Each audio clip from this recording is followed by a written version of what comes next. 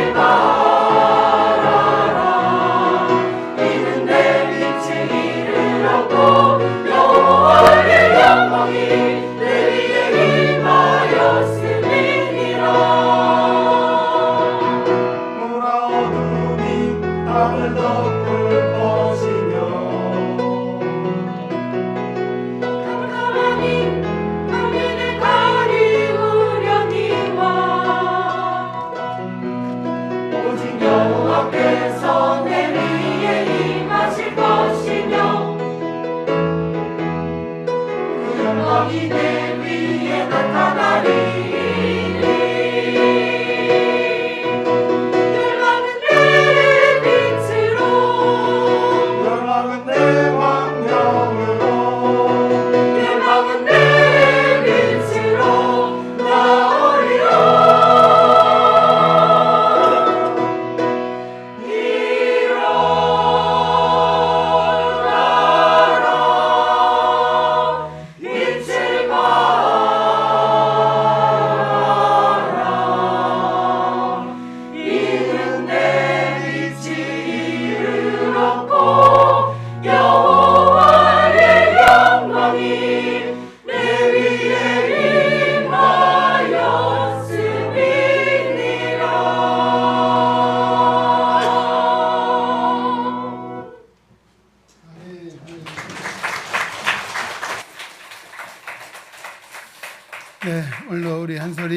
찬양대 힘차고 아름다운 하나님께서 기뻐 받으신 줄로 믿습니다.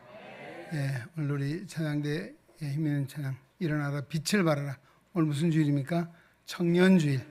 오늘 청년들이 많이 일어나셔야 되고 빛을 발해야 될 것 같습니다. 제가 보기엔 일어나기만 하면 빛은 저절로 발해질 것 같은데요. 오늘 청년들이 오시는 다시 한번 우리 성가대 큰 경애 박수하겠습니다. 할렐루야.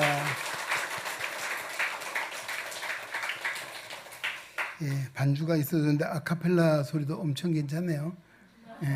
반주가 없는 성가대 소리도 더 할 줄 알고 기대하고 있었는데 끝났습니다.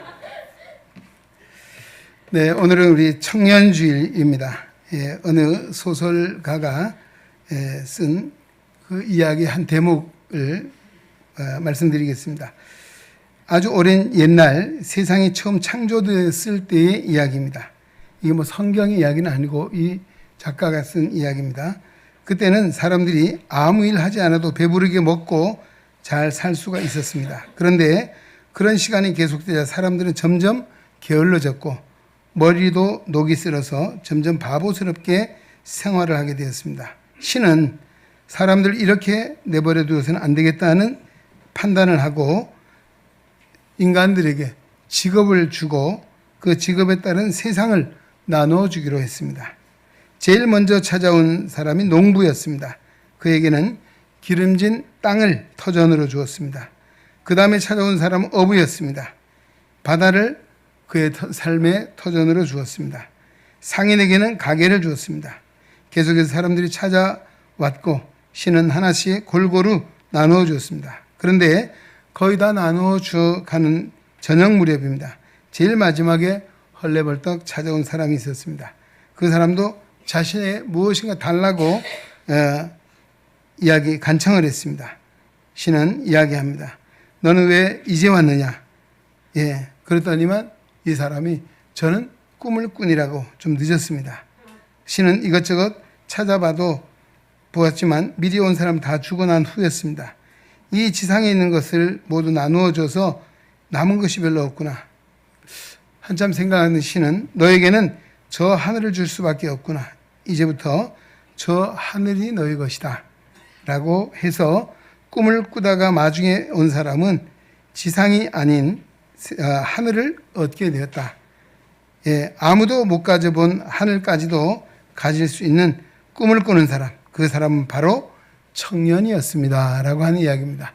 여러분, 뭐 성경에는 노인도 꿈을 꾼다 그랬습니다. 청년만이 아니고 청년은 정말 비전이 있어야 되고 그 비전을 가지고 열심히 달리면 하나님께서 그 꿈을 이루어 주실 것이다 라고 하는 그런 이야기인 줄로 믿습니다. 여러분, 오늘 사랑하는 우리 청년들이 또 우리 교회에 있어서 참 좋습니다. 지난 주일은 어버이 주일 우리 청년들이 등치가 산만한 청년들이 많이 있어요. 우리 청년들이 앞에 서서 열심히 꽃을 달아드렸다면 제가 신방을 했다는 집사님이 그래요. 이 청년들하고 만날 기회가 없었는데 그날 문 앞에 서서 인사도 하고 꽃을 달아주면서 잠깐씩 얘기해 보니까 아주 너무너무 좋았다라고 하는 이야기. 사실 꽃을 다는 것도 좋았지만 그보다 청년들이 우리 교회에 있어서 평소에는 보니까 어디 숨어 있는지 보이질 않았는데 어버이 주일에 보니까 청년들이 많이 나와 있더라는 거죠. 그렇습니다. 오늘 교회도 정말 청년들이 활발하게 활동 움직이는 교회가 생명력이 있고 건강한 교회고 또 하나님께 큰 은혜를 주시는 줄로 믿습니다. 우리 청년들이 꽁꽁 숨어 가만히 계시지 말고 특히 예배의 자리에 오셔야 합니다. 할렐루야. 예배의 자리에 오셔야 돼. 왜? 하나님은 예배하는 자를 찾으시고 예배하는 자를 기뻐하십니다. 여러분 교회에 오면 청년들이 어때요? 예배하러 옵니까? 친구 만나러 옵니까? 놀러 옵니까? 먹으러 옵니까? 어느 것입니까? 가장 우선해야 될 것은 예배입니다. 할렐루야. 여러분 예배의 승리자가 되어야 됩니다. 예배자로 잘 승리하면 하나님은 이 모든 것을 너희 주시겠다라고 하시는 것처럼 오늘로 피를 채워주십니다. 그래서 여러분들이 교회 오실 때 친구 만나는 것도 중요하고 노는 것도 먹는 것도 중요하지만 그보다 가장 우선해야 될 것은 예배자로서 여러분 오늘 잘 앉으셨어요? 다음 주에 꼭 앞자리에 앉으세요. 너무 멋있어요. 교회가 아주 그냥 든든히 여러분 보기만 해도 힘이 있습니다. 하여튼 우리 청년들이 정말 이렇게 있어서 너무너무 감사하고 또 저들을 많이 축복해 주시고 저를 위해서 많이 기도해 주시고 또 우리 장로님들 뭘 사줘야 되고 여러분 저분들은 빵이 아니고 떡볶이죠. 예. 무슨 떡볶이도 무슨 떡볶이입니까? 엽떡? 예. 엽기 떡볶이라는 거 잡숴보셨어요? 김종민 씨 엽기 떡볶이 아시나요? 아세요? 그럼 청년입니다.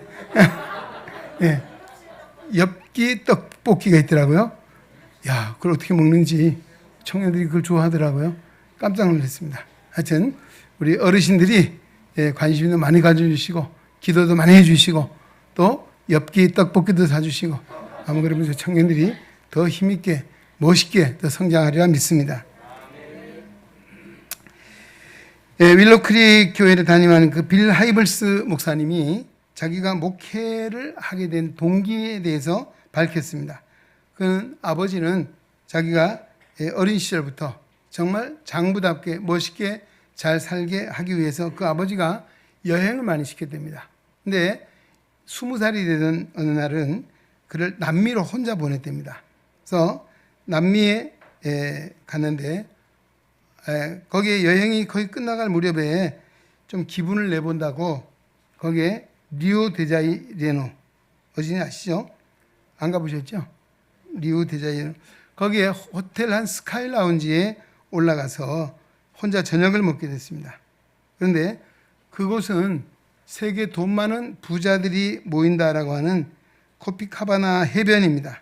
거기에 식사를 하게 됐는데 자, 그 스카이 라운지에서 바로 그 해변이 내려다 보이는 아주 전망이 좋은 호텔이었습니다. 근데 한 70대 가까이 되신 노 부부가 앉아서 식사를 하면서 하는 얘기를 엿듣게 됐답니다. 일부러 들으려고 한 것이 아니고 들린 것이죠. 그러면 한 이야기가 참 그분들을 보니까 너무너무 흐뭇해 보이고 행복해하는 모습을 보는데 이렇게 이야기합니다. 여보, 우리가 그동안 고생한 보람이 있지. 평생 돈 한 푼 안 쓰고 고생하고 모았지. 이런 멋진 휴가를 보낼 수 있으니 얼마나 행복한 일인가. 오늘 밤에 이 호화스러운 데에서 호강까지 하게 돼서 너무너무 고생한 보람이 있다. 고생한 것에 대한 보람이 있다라고 하는 그런 이야기를 부부가 하는 거예요. 그래서 자, 이 빌 하이블스는 그 이야기를 들으면서 숙소에 들어와서 잠을 자려고 보니까 그 생각이 나는 거예요. 그래서 야, 정말 평생 일생 돈 한 푼 안 쓰고 모았다가 코피카바나 해변에 와서 저렇게 밥 한 끼 먹는 저 식사를 가지고 그렇게 행복하다고 하는 그것이 과연 맞는 말인가라고 그는 생각을 했다는 것입니다. 그러면서 하나님 앞에 기도했다는 것입니다. 하나님, 전 적어도 아까 그 어르신들보다는 더 가치 있는 인생을 살고 싶습니다. 더 영광스러운 인생을 살 수 있도록 해달라라고 기도하는 가운데 하나님이 그에게 목회자의 길을 가도록 허락을 하고 본인도 작정을 하고 정말 인생에 있어서 그도 하나님 말씀을 전하는 이 목회야말로 가장 가치 있고 인생을 정말 투자할 만한 보람 있는 일이다 생각을 하고 목회자가 되었다라고 하는 그런 이야기입니다.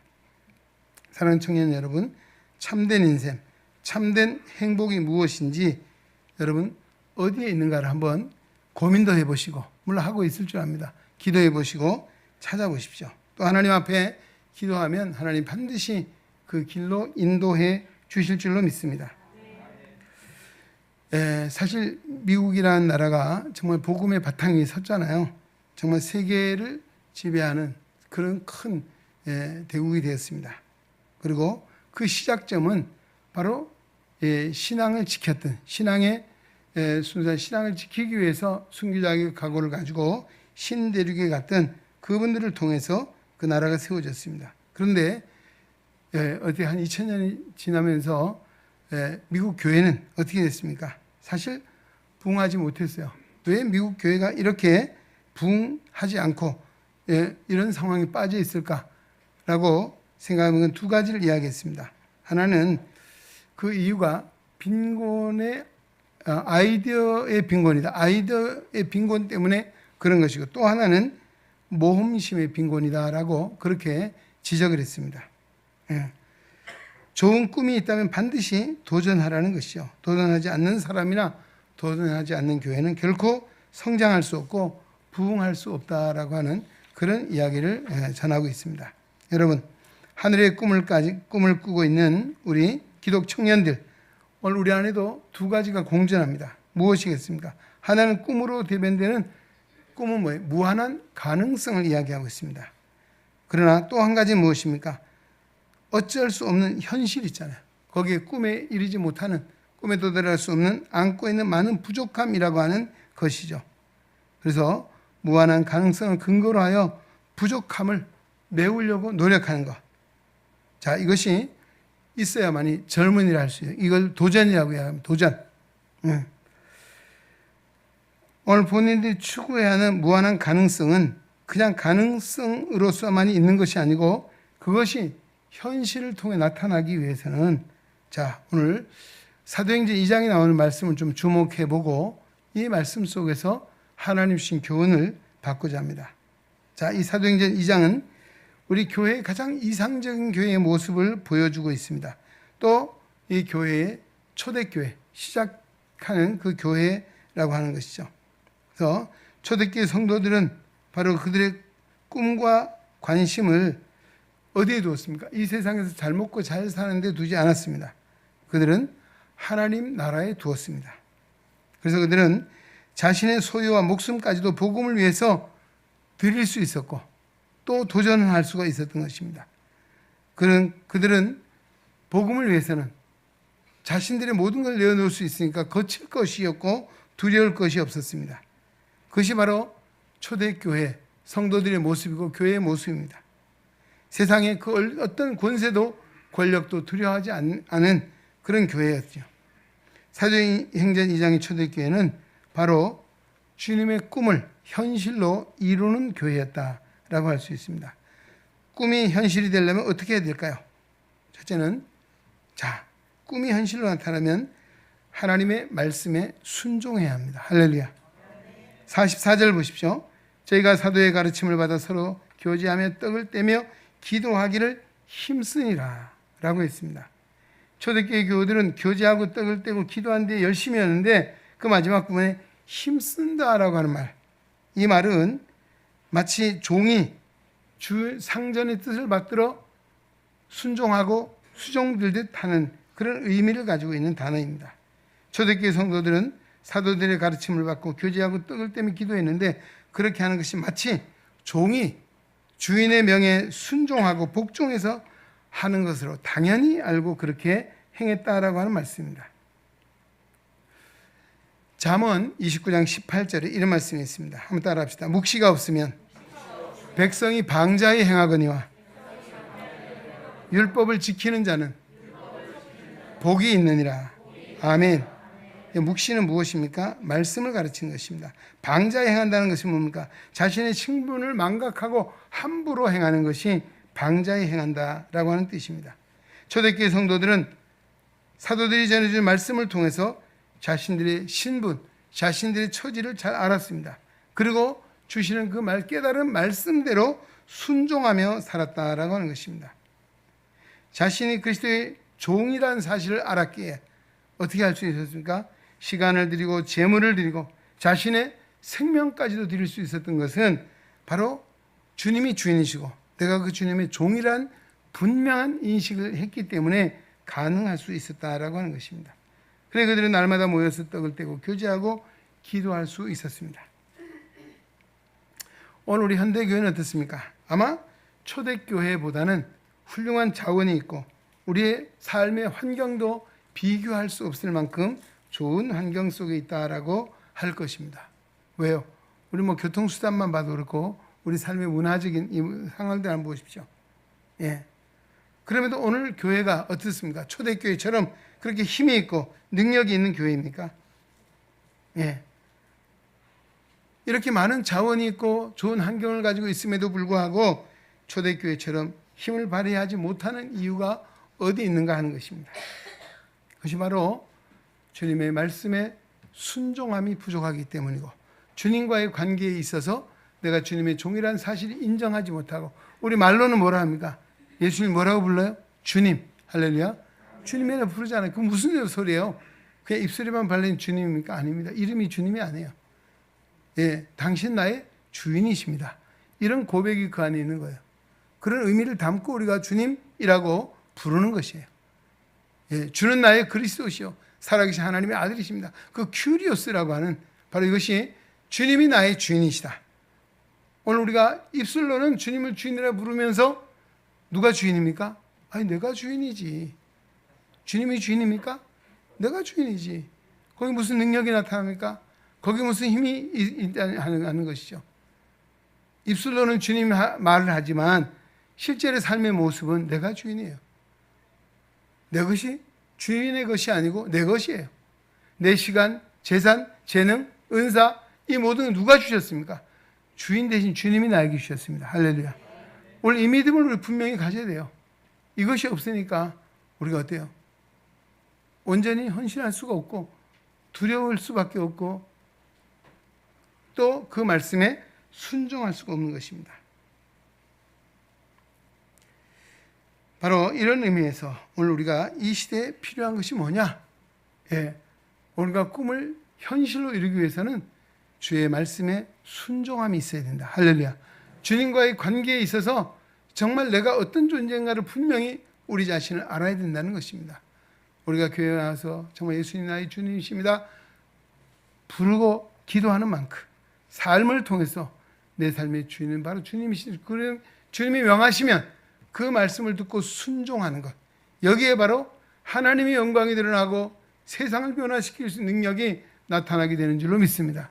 초대교회가 바로 비록 작은 숫자 120명의 문도로부터 시작을 했지만 세상을 변화시키는 능력 있는 교회가 될 수 있었던 것은 바로 주님과의 관계를 분명히 했고 그리고 정말 말씀을 듣고 순종했기 때문에 이런 역사가 일어났다라고 하는 것입니다. 자, 두 번째, 꿈이 현실로 변하기 위해서는 부흥의 누룩이 있어야 돼요. 누룩 아시죠? 누룩 아시죠? 예, 우리 어린 시절에는 옛날에 밀가루로 누룩을 넣고 빵을 많이 만들어 먹었잖아요. 예, 우리 성경에도 천국은 마치 가루 서말을 부풀게 하는 누룩과 같다라고 하는 비유를 들고 있습니다. 네. 하나님의 열망이 무엇이겠습니까? 교회의 부흥인 줄로 믿습니다. 교회 부흥은 무엇입니까? 오늘 세상에 하나님과의 관계 속에서 멸망의 길을 치닫고 영혼들을 불러 구원하는 구원의 방주가 교회인 줄로 믿습니다. 구원의 방주로서 하나님께서 예수 그리스도의 몸된 교회를 세우셨습니다. 믿으시죠? 올해는 중앙교회도 주님의 거룩한 몸입니다.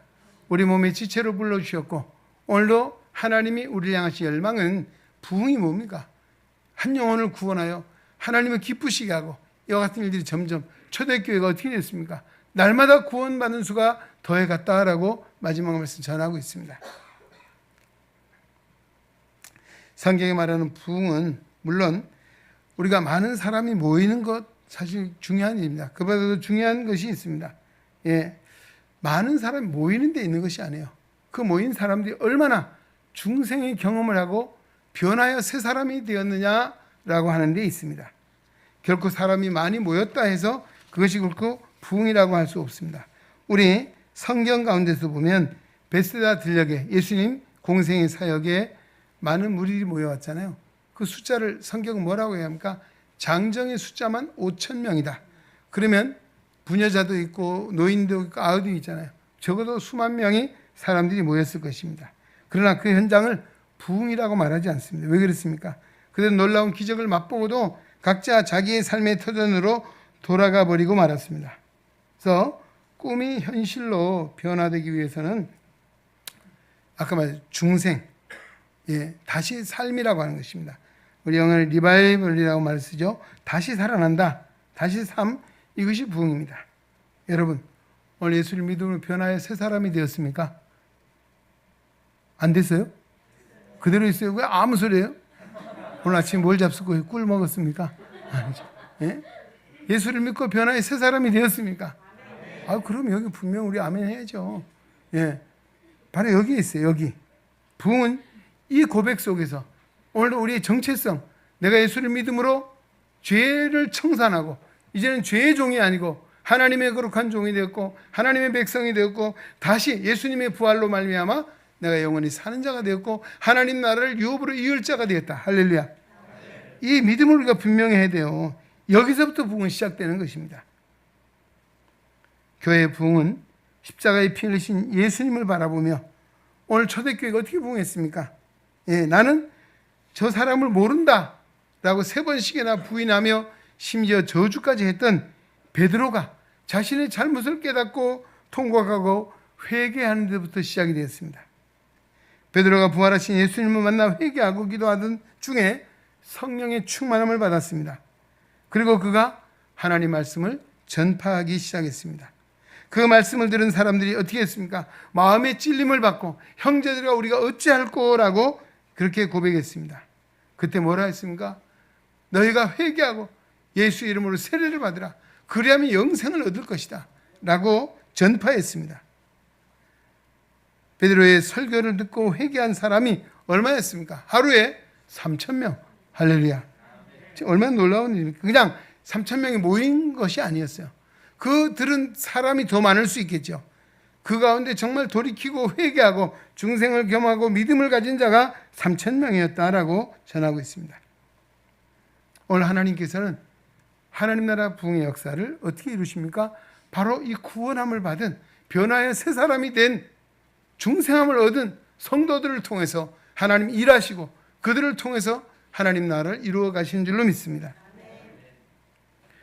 우리 기도원 그 사사 기도원 시대에도 이스라엘이 미디안과 전쟁이 있었잖아요. 그때 병사들을 모아보니까 얼마나 32,000명이 모였어요.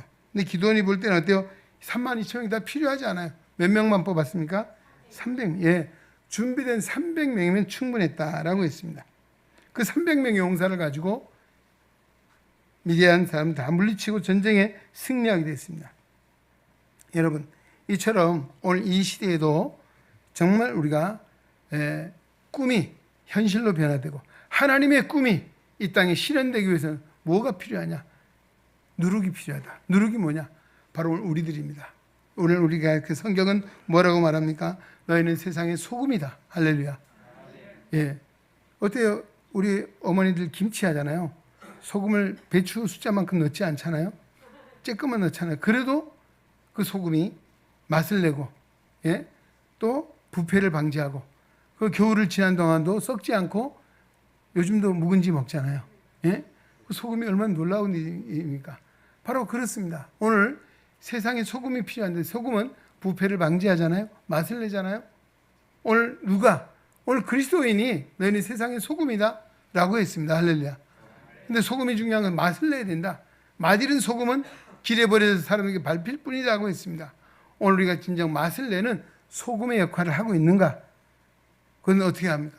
내가 변화의 새 사람이 됐고 이제는 내 의지대로 사는 것이 아니고 주님의 뜻을 쫓아 순종하며 하나님의 꿈을 이루기 위해서 하나님 나라의 삶을 목적을 두고 우리가 살아갈 때에 진정 맛을 내는 소금의 역할을 감당하게 될 줄로 믿습니다. 너희는 세상의 빛이라고 했습니다. 여러분, 빛은 어둠을 밝히는 능력이 있잖아요. 그것만 있나요? 아니잖아요. 열을 내잖아요. 예, 우리가 일광욕도 하지만은 이 빨래 같은 것도 요즘 햇빛에 옛날에 널어 말렸잖아요. 그러면 살균 작용도 하고 다 하잖아요. 요즘 살균제도 넣고 막 별별 다 쓰는데 햇빛에다 빨래 말리는 것보다 더 깨끗한 게 어디 있겠어요? 요즘은 도저히 환경이 좋지 않아 보니까 이제는 마당에 빨래 넣을 데가 없고 또 마당도 없어요. 살다 보니까 집안에 다 사는데 어쨌든 이 빛이라고 하는 역할이 얼마나 중요해요. 빛은 바로 생명입니다. 오늘 예수님이 빛으로서 생명으로 이 세상에 오셨습니다. 할렐루야. 우리 안에 어둠을 말하는 우리를 또한 세상의 빛이라고 빛으로 세우셨습니다. 오늘은 생명력 있는 그리스도인, 이것이 누룩과 같은 존재입니다. 어두운 세상을 밝히고 또 생명력을 불어넣고 능력 있는 이와 같은 삶을 살아야 될 우리들입니다. 물론 우리가 무엇이냐? 정말 세상을 변화시키는 누룩이다. 할렐루야. 한번 따라합시다. 나는 세상을 변화시키는 누룩입니다. 할렐루야. 예, 이 정체성, 여기에서부터 우리 꿈이 현실로 바뀔 수 있고, 그 꿈이란 단순히 내 꿈이 아니에요. 하나님의 꿈을 이루는 것, 이보다 더 큰 영광이 어디 있습니까? 하나님의 꿈을 실현시키는 것, 이보다 더 큰 은혜가 어디 있습니까? 바로 오늘 우리는 하나님 마음을 알고 하나님의 우리를 향하신 뜻이 무엇인가, 거기에 우리의 포커스를 맞추고 우리의 삶을 거기에 맞추고 살아가야 될 줄로 믿습니다. 네. 세 번째는 꿈이 현실로 나타나기 위해서는 예, 이웃에게 미치는 영향력으로 알 수 있다. 무슨 이야기입니까? 예. 성령 충만함을 받은 베드로가 설교를 하잖아요. 그 설교의 말씀을 들은 무리들 43절에 보면 하나님의 아들을 죽인 것에 대하여 우리가 죽게 되었다. 아까 말씀드렸잖아요. 하나님의 아들을 십자가에 못 박아 죽게 한 그 죄가 있잖아요. 이제 그 일로 우리가 죽게 되었다라고 생각했습니다. 두려운 마음이 컸습니다. 그러나 그들이 그 마음은 곧 평안과 기쁨으로 바뀌었습니다. 왜 그랬을까? 찔림을 받아서 회개했기 때문이라고 하는 것입니다. 예. 44절, 46절에 보면 감사의 표현으로서 재산과 소유를 팔았습니다. 날마다 마음을 같이 성전에 모이기를 힘썼습니다. 순전한 마음으로 떡을 떼고 음식을 나누어 먹으며 기도하기에 힘썼다라고 전하고 있습니다. 자, 이 초대교회 은혜 받은 또 정말 베드로의 설교에 중생을 받은 그리스도인들이 온종일 교회 안에만 있고 하나님만 찾았던 것이 아니라는 것입니다. 47절 아까 말씀드렸죠. 온 백성에게 칭송을 받으니 구원받는 수가 날마다 더하여 갔다라고 했습니다.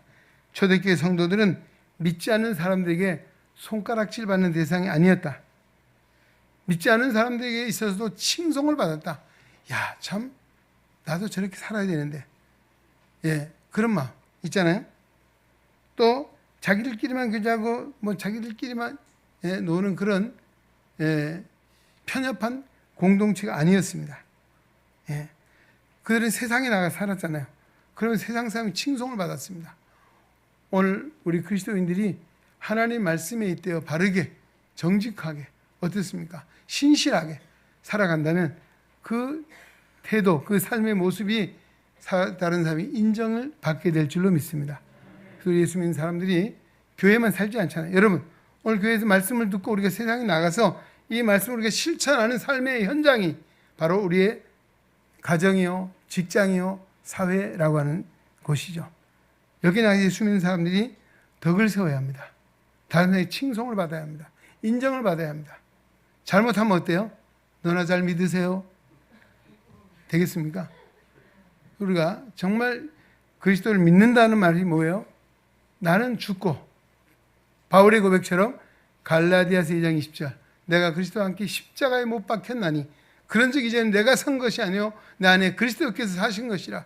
내가 이제 육체 가운데 사는 것은 나를 사랑하사 나를 위하여 자기 몸을 버리신 하나님의 아들을 믿는 믿음 안에 사는 것이라. 할렐루야. 내가 그리스도와 함께 십자가에 못 박혀 죽었다는 것입니다. 근데 아직까지 살아있잖아요. 그죠? 누가 쿡 지르면 야씨 안 그래요? 예? 내가 살아있어요. 누가 뭐라 하면 못 참아요. 예? 우리 안에 그런 것이 있잖아요. 그러니까 매일 죽어요. 매일 에브리데이. 아침에 일어나서 오늘도 그리스도와 함께 죽었습니다. 할렐루야. 이 고백하셔야 돼요. 예. 근데 내가 죽지 못하니까 내가 살아있다 보니까 주여 주여가 나여 나여 해가지고 예, 가정에서 그렇고 교회 어디 가도 덕을 세우지 못하다 보니까 오늘 예수 믿는 성도들이 힘이 잃은 것이에요. 하나님 나라 확장되지 못하는 이유가 바로 우리의 삶의 모습 속에 있다는 사실을 다시 한번 우리가 돌이켜야 될 줄로 믿습니다.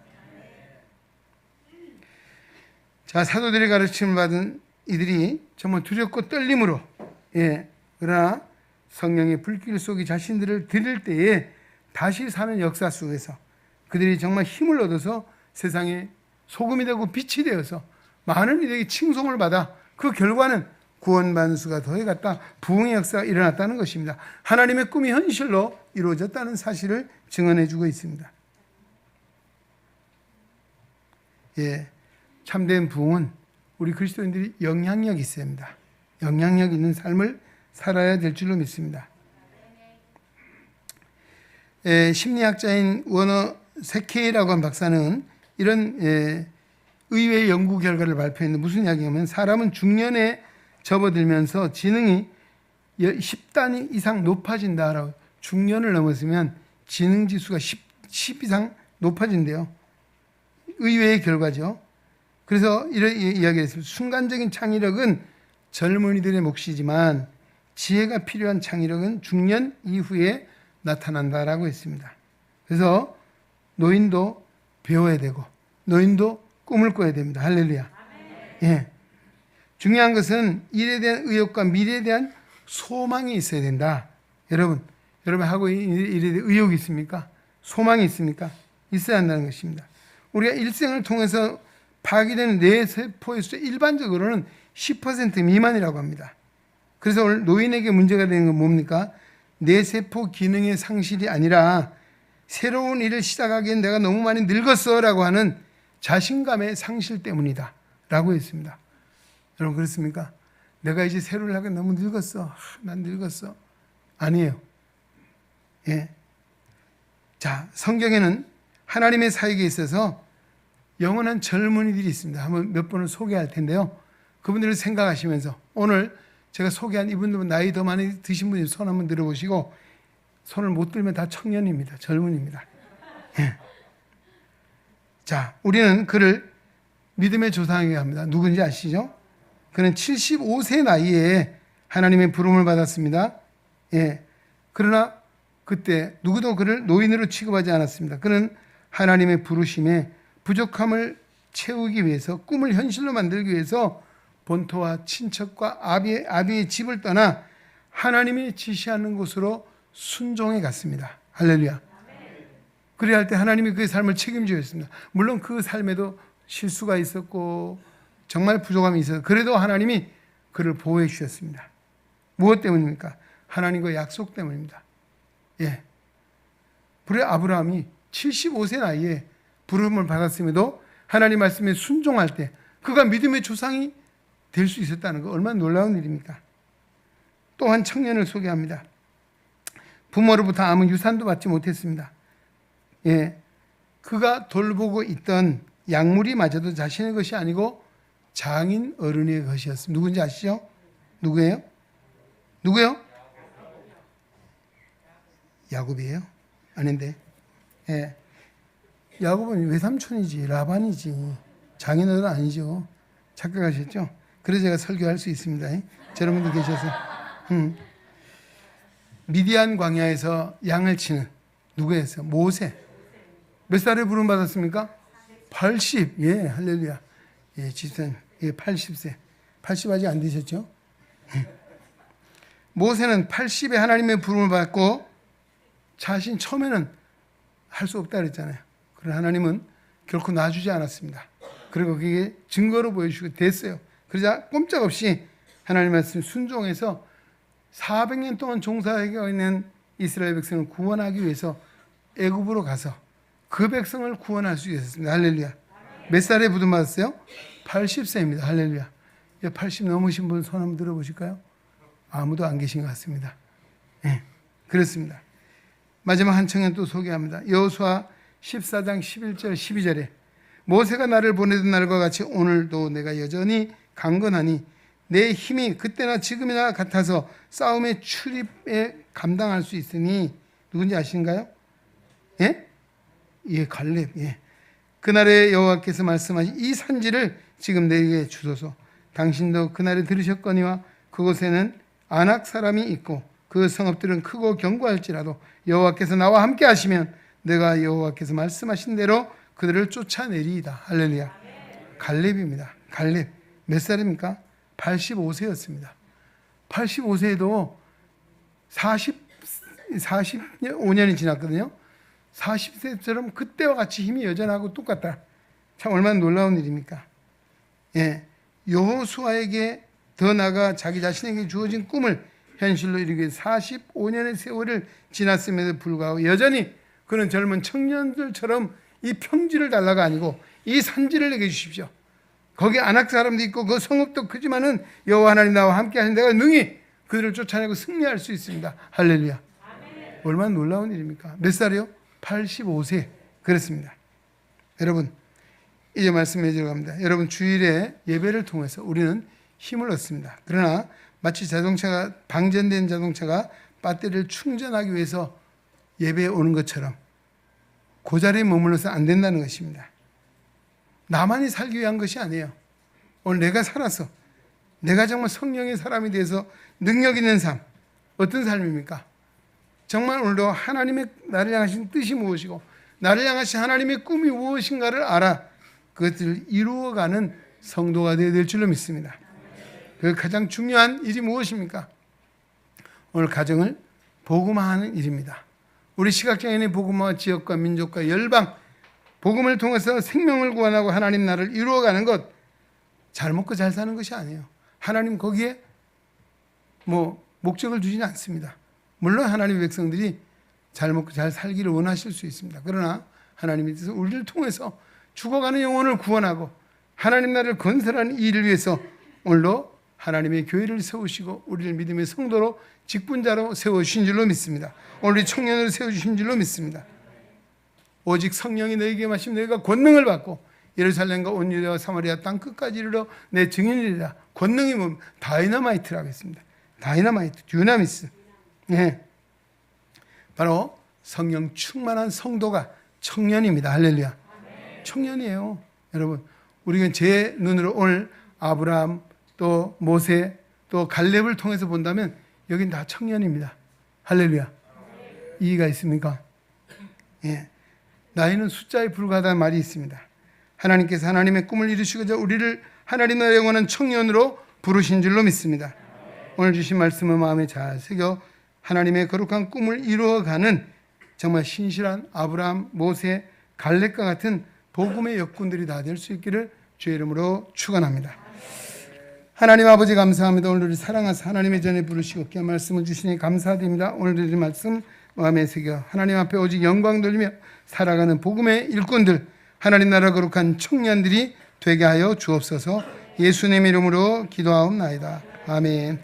자, 우리 시간이 이렇게 이제는 우리 주 예수 그리스도의 은혜와 하나님 아버지 원하신 사랑하심과 성령의 감화 교통 역사 충만 치유 인도하심이 청년주일 하나님 앞에 영광을 돌리고 또 생명의 말씀 사도행전 2장 42절로 47절의 말씀을 마음에 새기고 하나님의 나라의 청년으로 부름을 받고 하나님의 영광의 세상으로 나아가는 우레능에 온 성도들 머리 위에 저들의 가정과 삶 속에 주님의 거룩한 몸된 교회와 이 나라의 민족 위에 오늘 특별히 우리 20, 30대 오늘 우리 청년들 위해 이제로부터 영원토록 함께 계시기를 간절히 축원하옵나이다. 아멘.